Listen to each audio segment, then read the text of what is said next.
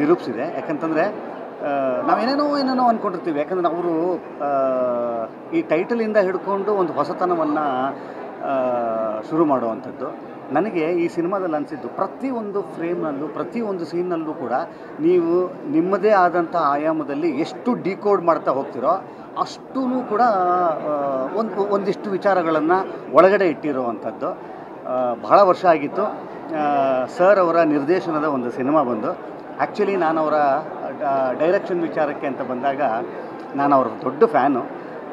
ನಾನು ಭಾಳ ಮಿಸ್ ಮಾಡ್ಕೊಳ್ತಾ ಇದ್ದೆ ಅವರ ಇಸಮ್ ಇದೆಯಲ್ಲ, ಉಪ್ಪಿ ಸರ್ ಅವರ ಇಸಮ್ನ ಭಾಳ ನಾವು ಮಿಸ್ ಮಾಡ್ಕೊತಾ ಇದ್ವಿ. ಆಗಿರ್ಬೋದು, ಉಷ್ ಆಗಿರ್ಬೋದು, ಉಪೇಂದ್ರ ಆಗಿರ್ಬೋದು, ಇದು ಎಲ್ಲನೂ ಕೂಡ ಹಾಗೆ ಬಂದು ಹೋಗುತ್ತೆ. ನೀವು ಫಿಲಾಸಫಿ ಅಂತ ತೊಗೊಂಡ್ರೆ ಫಿಲಾಸಫಿಕಲ್ಲಾಗಿ ಸಿನಿಮಾನ ಹೇಳ್ತಾರೆ, ಲಾಜಿಕ್ ಅಂತ ತೊಗೊಂಡ್ರೆ ಲಾಜಿಕಲ್ಲಾಗಿ ಹೇಳ್ತಾರೆ, ಎಂಟರ್ಟೈನ್ಮೆಂಟ್ ಅಂತ ಬಂದಾಗ ಎಂಟರ್ಟೈನ್ಮೆಂಟಾಗಿ ಹೇಳ್ತಾರೆ. ಇದು ಸಮಗ್ರವಾದಂಥ ಒಂದು ಪ್ಯಾಕೇಜ್ ಅಂತ ಹೇಳಿದ್ರೆ ತಪ್ಪಾಗಲ್ಲ. ಮತ್ತೊಮ್ಮೆ ಉಪ್ಪೀಸ್ ಅವರ ಎಷ್ಟು ಜನ ಫ್ಯಾನ್ಸ್ ಇದ್ದೀವಿ ನಾವೆಲ್ಲರೂ ಕೂಡ. ಸೊ ನಮ್ಮೆಲ್ಲರಿಗೂ ಒಂದು ಭಾಳ ಅದ್ಭುತವಾದಂಥ ಒಂದು ಸಿನಿಮಾ ಬಂದಿದೆ. ಈ ಸಿನಿಮಾ ತಮ್ಮೆಲ್ಲರಿಗೂ ಕೂಡ ಇಂಥವು ಯಾವುದೇ ವಯಸ್ಕರಾಗಿರ್ಬೋದು, ಯಾವುದೇ ಜಾನರ್ನ ಇಷ್ಟಪಡುವಂಥವ್ರಾಗಿರ್ಬೋದು, ಎಲ್ಲ ಜಾನರ್ಗೂ ಇಷ್ಟ ಆಗುವಂಥ ಒಂದು ಸಿನಿಮಾ UI. ಖಂಡಿತವಾಗಲೂ ವರ್ಷವನ್ನು ಕೊನೆಗೊಳಿಸುವ ಇದರಲ್ಲಿ ಭಾಳ ಒಂದು ಒಳ್ಳೆಯ ನೋಟಿನಲ್ಲಿ ಕನ್ನಡ ಇಂಡಸ್ಟ್ರಿ ಇವತ್ತು ಈ ವರ್ಷವನ್ನು ಮುಗಿಸ್ತಾ ಇದ್ದೀವಿ. ಉಪ್ಪಿ ಸರ್ ಅವರ ಈ ಒಂದು ಜರ್ನಿ ನಿರಂತರವಾಗಲಿ. ಇದ್ರ ಮುಖಾಂತರ ನಾನು ಒಂದೇ ಒಂದು ಕೇಳ್ಕೊಳ್ತೀನಿ ಅವ್ರ ಹತ್ರ, ಡೈರೆಕ್ಷನ್ ವಿಚಾರಕ್ಕೆ ಅಂತ ಬಂದಾಗ ದಯವಿಟ್ಟು ಈ ಗ್ಯಾಪ್ ಕೊಡಬೇಡಿ. ಆದಷ್ಟು ಬೇಗ ಆಗಾಗ ನಿಮ್ಮ ಡೈರೆಕ್ಷನ್ನ ಸಿನಿಮಾ ಬರ್ತಾ ಇರಲಿ ಅಂತ ಕೇಳ್ಕೊಳ್ತಾ, once again I wish the entire team of UI a very very very very very best of wishes. Thank you. ಇಲ್ಲ, ನನಗೆ ಅನಿಸಿದ್ದೇನು ಅಂದರೆ ರಿಯಲ್ ಸ್ಟಾರ್ ಅಂತ ಕರೆಕ್ಟಾಗಿ ಹೆಸರಿಟ್ಟಿದ್ದಾರೆ. ರಿಯಲ್ ಸ್ಟಾರು ರಿಯಲೇ ಹೇಳಬೇಕು, ರಿಯಾಲಿಟಿ ಹೇಳಿದ್ದಾರೆ. ನಾವೆಲ್ಲ ಬದುಕ್ತಾ ಇರೋದೇ ಒಂದು ಏನೇ ಹೇಳ್ತೀರ ಕನಸಿನ ಲೋಕದಲ್ಲಿ. ನಾವಿರೋದೇ ಕನಸಿನ ಲೋಕದಲ್ಲಿ, ರಿಯಲ್ ಲೋಕಕ್ಕೆ ನಾವು ಬರೋದೇ ಇಲ್ಲ. ಅದಕ್ಕೆ ನಮ್ಮನ್ನು ಮನಸ್ಸು ಅನ್ನೋದು. ಅದರಿಂದ ರಿಯಲ್ ಲೋಕಕ್ಕೆ ಬಂದಾಗ ಮಾತ್ರ ಈ ಸಿನಿಮಾ ಎಲ್ಲರಿಗೂ ಅರ್ಥ ಆಗಿಬಿಡುತ್ತೆ. ತುಂಬ ನೀಟಾಗಿದೆ, ಕ್ಲಮ್ಸಿ ಮಾಡಿದ್ದಾರೆ, ಏನೇನೋ ತಲೆ ಕೆಡಿಸಿದ್ದಾರೆ ಅಥವಾ ಫೋಕಸ್ ಮಾಡುವಂತ ಹೇಳಿದ್ದಾರೆ, ಅರ್ಥ ಆಗ್ತಾ ಇಲ್ಲ. ಆ ಥರ ಎಲ್ಲ ಈ ಸಿನಿಮಾದಲ್ಲಿ ಉಪೇಂದ್ರ ಮಾಡಿಲ್ಲ ಅಂತ ನನಗನ್ನಿಸ್ತಾ ಇದೆ. ಸ್ಟ್ರೈಟ್ ನರೇಷನಲ್ಲಿದೆ ಸಿನಿಮಾ, ಕ್ಲೀನಾಗಿ ಅರ್ಥ ಆಗುತ್ತೆ.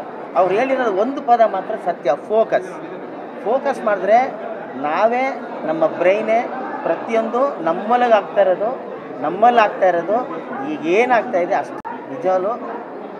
ಸರ್ ಎಂಥ ಅದ್ಭುತವಾದ ಸೆಟ್ಗಳನ್ನ ಹಾಕಿ ಕನ್ನಡ ಸಿನಿಮಾಗಳನ್ನ ಈ ಲೆವೆಲಲ್ಲಿ ತೆಗೆಯೋದಿದೆಯಲ್ಲ, ಅದ್ಭುತ ಸರ್, ಗ್ರೇಟ್. ಯಾಕೆಂದರೆ ಪ್ರತಿಯೊಂದು ನಾನು ಶೂಟಿಂಗಲ್ಲಿ ಇದ್ನಲ್ಲ, ಎಷ್ಟು ಸೆಟ್ ಹಾಕಿದ್ದಾರೆ, ಎಷ್ಟು ಗ್ರ್ಯಾಂಡ್ ವರ್ಕು, ಕಷ್ಟಪಟ್ಟು ಸಿನಿಮಾನ ತೆಗೆದಿದ್ದಾರೆ.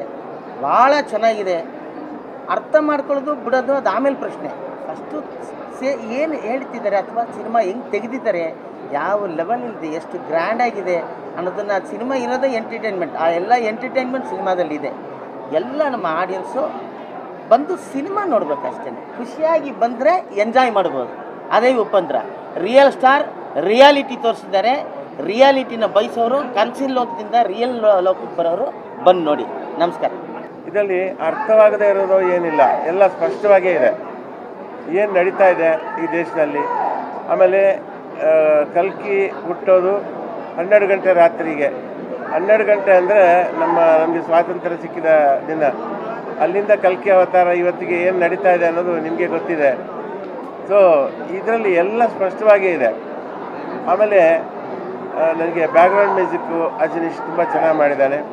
ಆಮೇಲೆ ನಾನು ಹ್ಯಾಟ್ಸ್ ಆಫ್ ಹೇಳೋದು ನಿರ್ಮಾಪಕರು ಅಂತೂ ಪೂರ್ತಿ ಧಾರೆ ಎರೆದಿದ್ದಾರೆ ಇದಕ್ಕೆ. ಅಷ್ಟು ವಿಚಾರಗಳನ್ನು ತೋರಿಸ್ಬೇಕಾದ್ರೆ ನಿರ್ಮಾಪಕರ ಒಂದು ಸಪೋರ್ಟ್ ಕೂಡ ಭಾಳ ಮುಖ್ಯ. ಅಷ್ಟು ಚೆನ್ನಾಗಿ ಮಾಡಿದ್ದಾರೆ. ತುಂಬ ವಿಚಾರಗಳಿದೆ ಇದರಲ್ಲಿ. ಇದು ಒಂದು ಸಲ ನೋಡಿದರೆ ನಿಮಗೆ ಸಾಲದು, ಯಾಕಂದರೆ ಪಾಸ್ ಆಗ್ತಾ ಇರುತ್ತೆ ವಿಚಾರಗಳು. ಮತ್ತೆ ನೋಡಿದಾಗ ನಿಮಗೆ ತುಂಬ ವಿಷಯಗಳು ನಿಮಗೆ ಮನದಟ್ಟಾಗುತ್ತೆ. ಏನೇನು ನಡೀತಾ ಇದೆ ಪ್ರಪಂಚದಲ್ಲ, ಈ ನಮ್ಮ ದೇಶದಲ್ಲಿ ಏನೇನು ನಡೀತಾ ಇದೆ ಅದನ್ನು ಸ್ಪಷ್ಟವಾಗಿ ಉಪ್ಪಿ ಹೇಳಿದ್ದಾರೆ. ನಿಜಕ್ಕೂ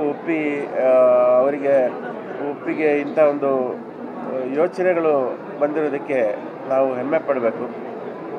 ಅಷ್ಟು ಚೆನ್ನಾಗಿ ತೆಗೆದಿದ್ದಾರೆ ಈ ಸಿನಿಮಾನ. ಹಾಗಾಗಿ ನಾನು ಈ ಸಿನಿಮಾಕ್ಕೆ ನಿರ್ಮಾಪಕರಿಗೆ ಉಪ್ಪಿಗೆ ಮತ್ತು ಇಡೀ ಟೀಮಿಗೆ ಆಲ್ ದಿ ಬೆಸ್ಟ್ ಹೇಳ್ತೀನಿ. Good luck.